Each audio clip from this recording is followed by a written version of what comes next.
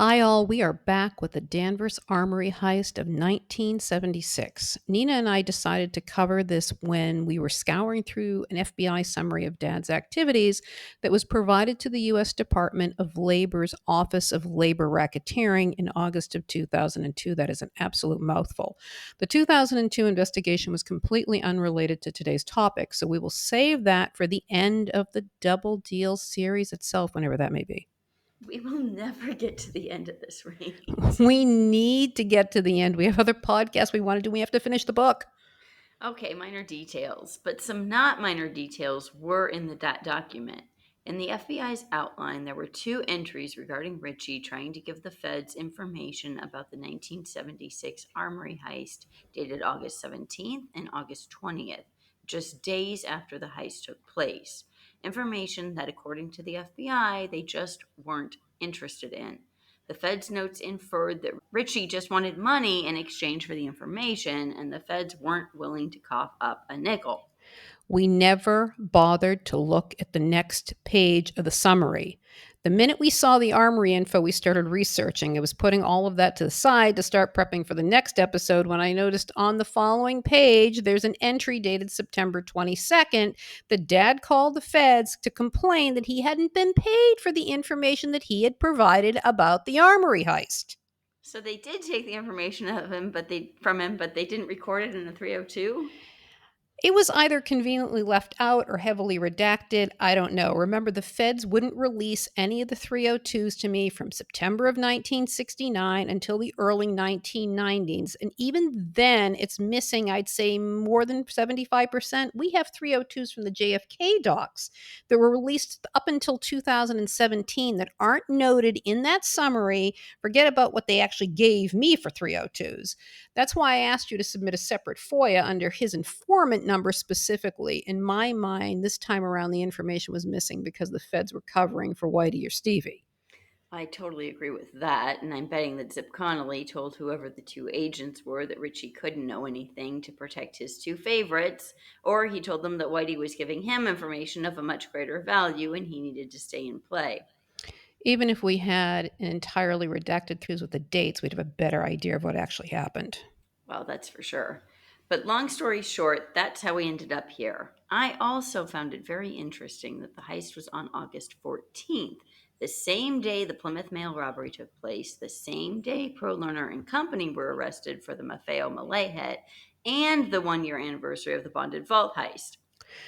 And I'm sure we're probably missing something else too. Well, I'm sure, but for now, let's get to the question of the week. Shoot. Well, first, I have to say to David, sorry for not picking one of his questions this time. I feel like we either need to invite David onto the podcast or set up a private Zoom meeting with him. It's true, and he's done so much research. It would be super interesting. So, David, message me if you're interested. Now, for the question from one of our other amazing listeners regarding RICO charges and cases.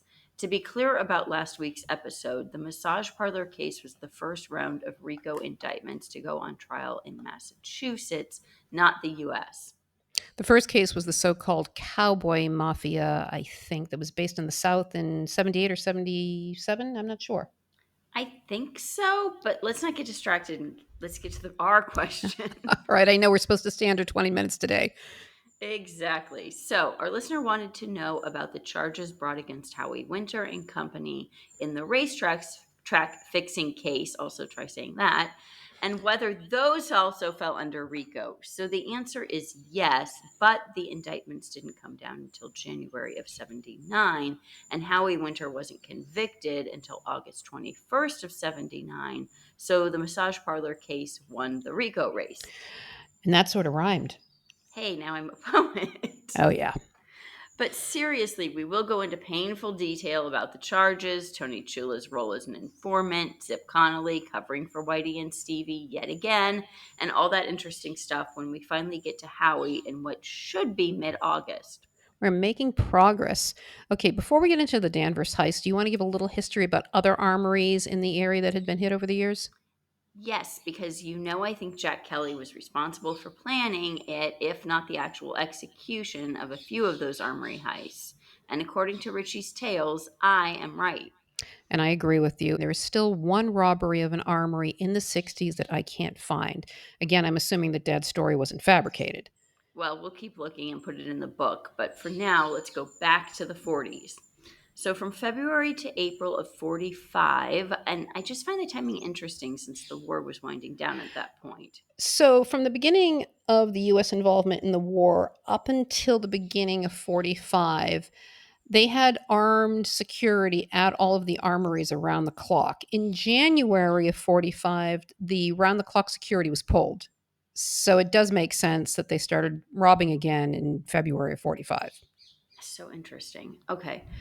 So, three of the 60 armories that were in Massachusetts at that time had been robbed of machine guns, shotguns, rifles, revolvers, and copious amounts of ammo. In that same time period, an armory just over the border in Dover, New Hampshire, was hit in a similar fashion. And we need to bring up the later case against the mayor of Dover, but not now. Maybe when we start doing our shorts this week. Maybe that can be Okay. one of the on the agenda. Okay. The authorities said that the thefts were well planned and carried out by professionals who, quote, had serious business, unquote, in mind. And who does that sound like? Jack Kelly. Then on August 23rd, 1949, 26 Army issue 45 caliber automatics and 730 caliber carbines were stolen from the West Newton Armory. First, they picked up Thomas Correo and Ronald H. Boone for the heist itself. Then Thomas's cousin, Frank Chulo, who lived at 94 Prince Street, just across the street from the Angelos, was arrested on possession charges after the cops discovered 21 of the pistols and 4 of the carbines in his car and apartment. All three men were convicted. Thomas's brother George and three others were also involved, but only Boone and Correa received sentences. The other five received 2 years probation. I just want to mention here that Thomas Correa had a lengthy record dating back to the 1920s and did time in San Quentin in the 30s. But didn't your great grandfather also do time in San Quentin? You're just jealous because you have a pristine and squeaky clean family tree. Well, I still got some skeletons in the closet, but you always get those bizarre DNA matches. Update your bio on the website in case folks want to hire you to help with their family tree searches. Okay, this week I promise. Anyhow, since you can't find the 1960s theft, let's move on to the Westerly National Guard Armory heist of November 1971, when Robert M. Eust and David Gillette, both of Providence, were charged with stealing rifles almost a year after the robbery took place. And this case indirectly ties back to last week's episode of the making ceremony. Yes, so Nicholas Zinni and William Maripesi, Bobo's cousin, were also wrapped up with the weapons along with Daniel Lapola. Lapola was under investigation by the IRS in an unrelated tax case. While listening to the wiretap, the IRS realized that they were involved with the guns and passed the info to the feds. Lapola flipped and was blown up in his Sterling, Connecticut home after his fellow thieves decided to take him out. So William Maripesi was convicted in 1974, along with Zenny, for the 1972 murder of Lapola and sentenced to life in prison, even though he was already serving 3 life sentences for other cases. Eustace and Gillette were also sentenced to life for Lapola's slaying. The charges for the armory heist had to be dismissed after the murder of Lapola for lack of evidence. And I told you last week when we were researching the making ceremony episode that William was into everything. I think he was more of a menace than Bobo was. My goodness. So during the trial, Zinni's defense attorney said that Maripesi was treacherous, but they were all treacherous. That's what I just said. All right, now we're ready to move on to the Danvers case, please. Yes, yes, yes. Okay, on August 14th, 1976, the Danvers Armory was robbed of 7 M60 machine guns, 96 M16 semi automatic rifles, 2 M203 rocket launchers, 10 flak jackets, 3 pairs of binoculars, a red eye missile launcher, and a 45 caliber pistol. According to Arthur Montori, special agent in charge of the Boston office of the ATF, all of the firearms were without firing pins. State Police Lieutenant Colonel John R. O'Donovan made sure to emphasize that there was no danger to the public and that the firing pins were stored separately at the Danvers police station. By that time, it had become common practice to store the firing pins in separate locations, often the local police department, like in the Danvers case. And after decades of thefts, it's not a surprise. But although the press was quick to deem the weapons as useless, that was the furthest thing from the truth. The thieves had entered the grounds of the armory via four holes that had been cut in the chain link fence. The lock was picked and the burglar alarm disconnected.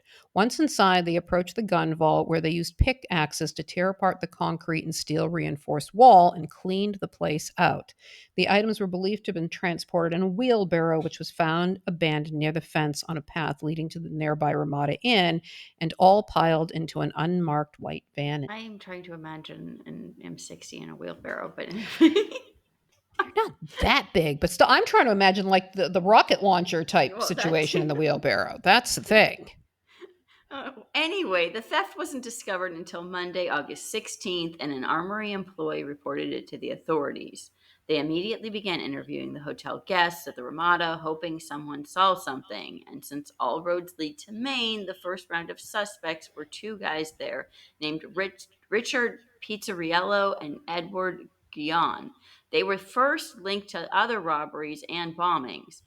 Normally, I would say Richie, who stuck the feds on them, but those two were hippie radicals and probably on multiple lists of various law enforcement agencies. And for all of Richie's fault, he was not teamed up with any hippies. And you know that Pizzarillo, or whatever the heck his name was pinched in '97 during a protest on the campus at MIT.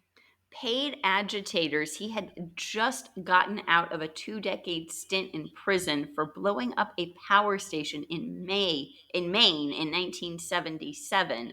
And we are not going down that filthy road today or ever.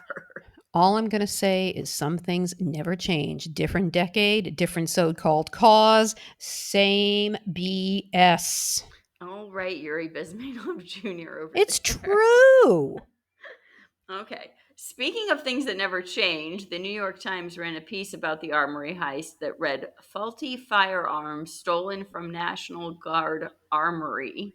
Tell that to the family of those that were killed by those weapons. Well, the New York Times has always never been so great at telling the truth. Like I say, nothing ever changes. Well, the so called useless weapons were shipped back to Ireland in small shipments, of which one was seized by the authorities after they became suspicious of a crate in the mail marked, quote, business machinery, unquote. Well, that was their line of business.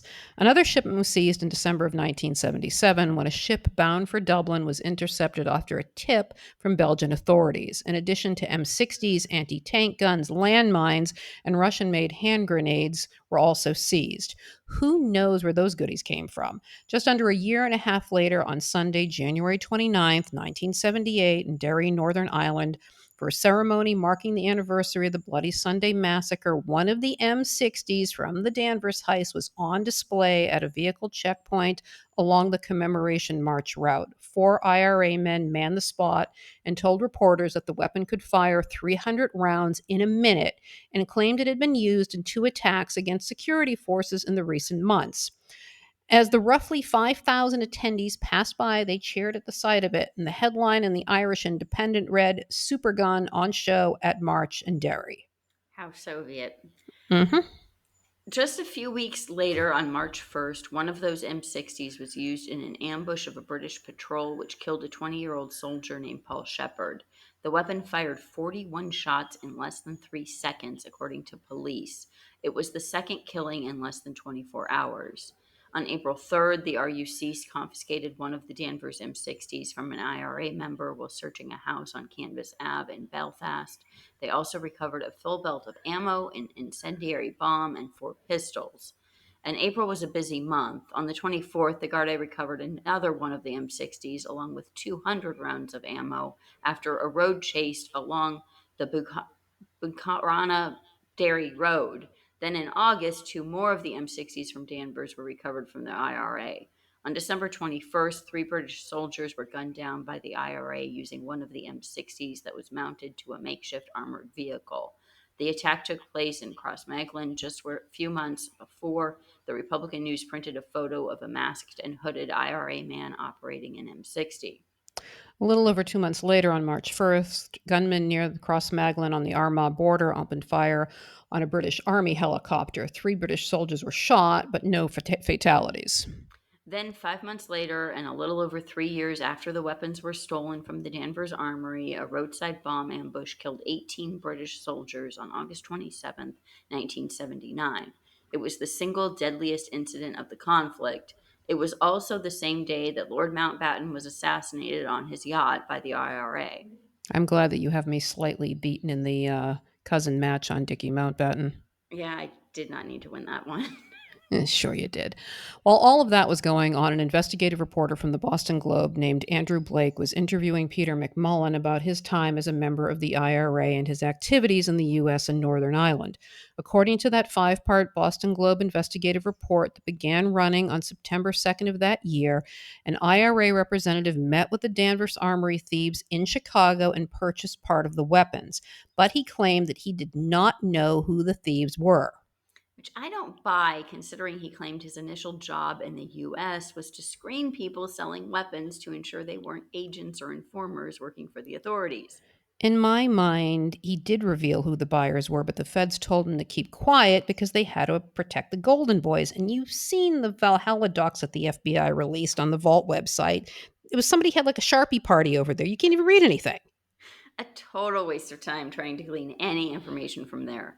As for McMullen, he had entered the US on a false passport in 1972.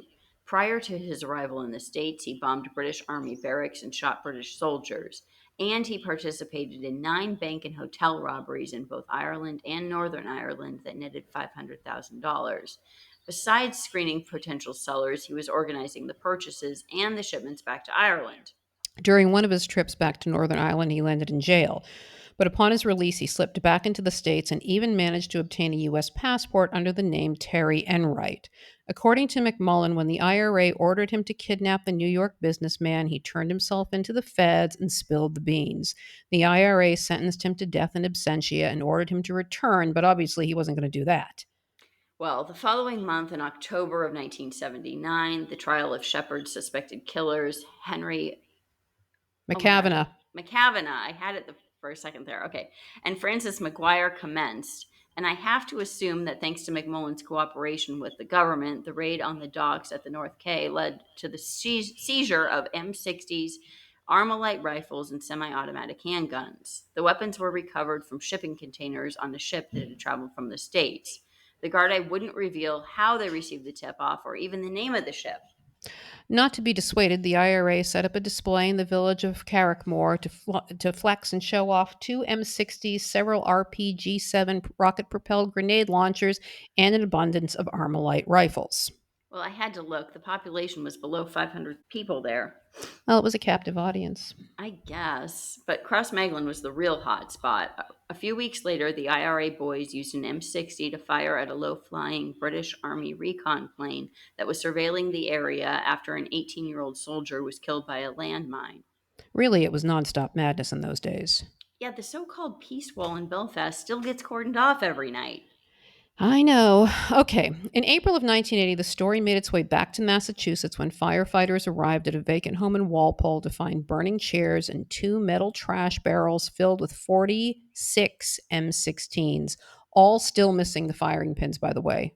Yeah, you have to figure someone, i.e., Zip Connolly, gave them the heads up that McMullen gave up the location. Someone sent him into a panic for sure, and the rifles weren't the only items recovered from the home. The authorities also found coins, silver, Hummels, and a closet full of piggy banks. Dozens of them. I had a nice piggy bank collection. Yeah, didn't your aunt collect Hummels too? Yeah, she had them all over the house, but my Uncle Brendan threw them all out when she died. Some of those things are close to like a grand apiece now, and she had at least 50 of them. What a nut. What an asshole. I'm not supposed to swear anymore, sorry. Anyhow, the home belonged to Charles A. Gallant Jr., according to a story that ran in the Phoenix in April of 1986. While the authorities were in the house, a black Cadillac with 2 leaders of an quote unquote Irish gang from Charlestown drove by.